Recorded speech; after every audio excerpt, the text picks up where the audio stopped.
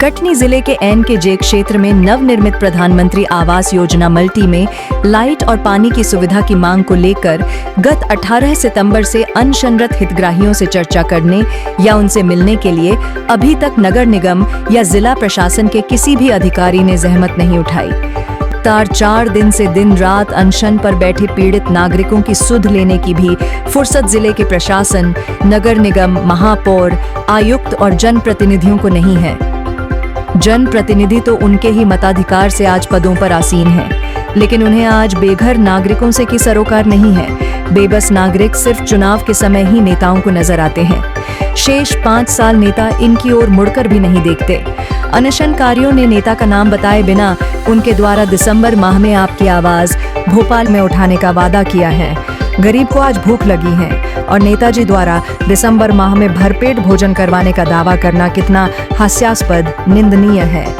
कहीं कोई नेता बोल रहा है कि हमारे बैनर के साथ चलो, अभी अनशन मत करो। सभी इनके हालतों में अपना अवसर तलाश रहे हैं। वहीं प्रशासनिक अधिकारी जो जनता को शासन की योजनाओं का लाभ देने के लिए ही नियुक्त किए गए हैं, उन्हें शायद अपने कर्तव्यों का बोध ही नहीं है। अनशनरत हितग्राहियों में शासन प्रशासन की इस अमानवीय और उदासीन कार्यशैली के प्रति खासा आक्रोश नजर आ रहा है।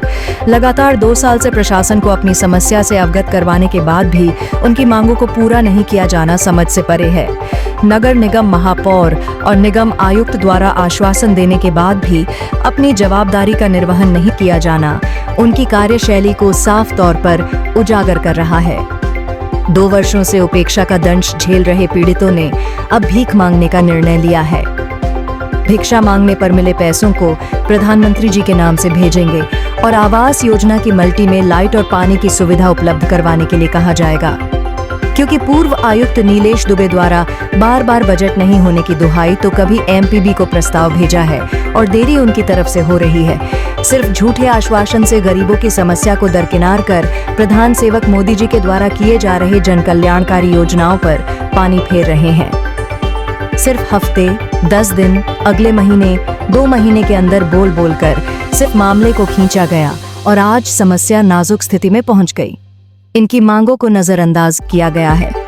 अब देखना यह है कि भीख में मिले पैसों से PMO लाइट पानी की व्यवस्था करेगा या फिर निगम अपने लुट चुके खजाने से। हालांकि निगम प्रशासन के रुख को देखकर नहीं लगता है कि इतनी जल्दी अनशनकारियों को राहत मिल सकेगी।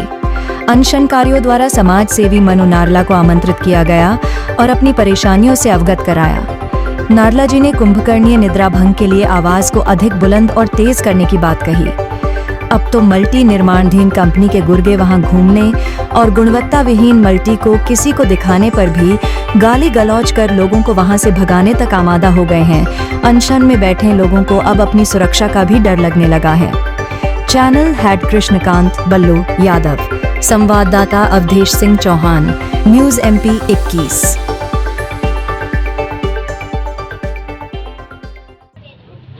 लेकिन ये गूंगे बहरे प्रशासन को अभी समझ में नहीं आया। सूचना देने के बाद भी उसने अभी उस पर कोई अमल नहीं किया। अमल करे तो शायद इन गरीब दीन की आवाज पे उसको शर्म आने लगी।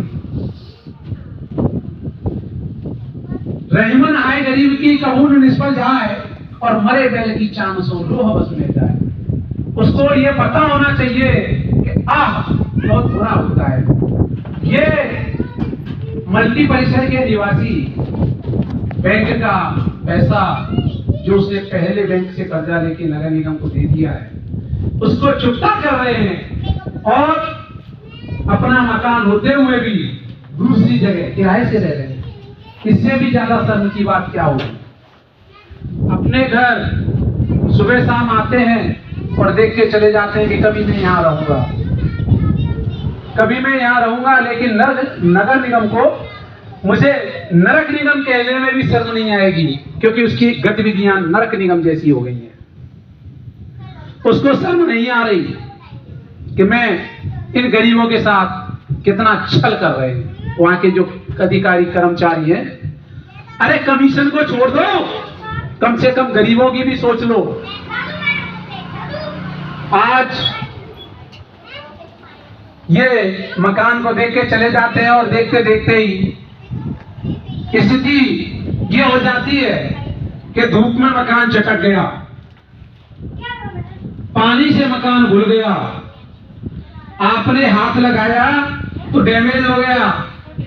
ऐसे वक्तव्य अपने को सुनने को मिलते हैं कि आप किसी भी शिकायत, समस्या, भ्रष्टाचार, आपराधिक गतिविधियों और समसामयिक घटनाओं की जानकारी हमारे व्हाट्सएप नंबर पर आप भेज सकते हैं।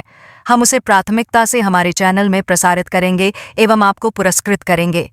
आपकी पहचान पूर्णतः गोपनीय रखी जाएगी।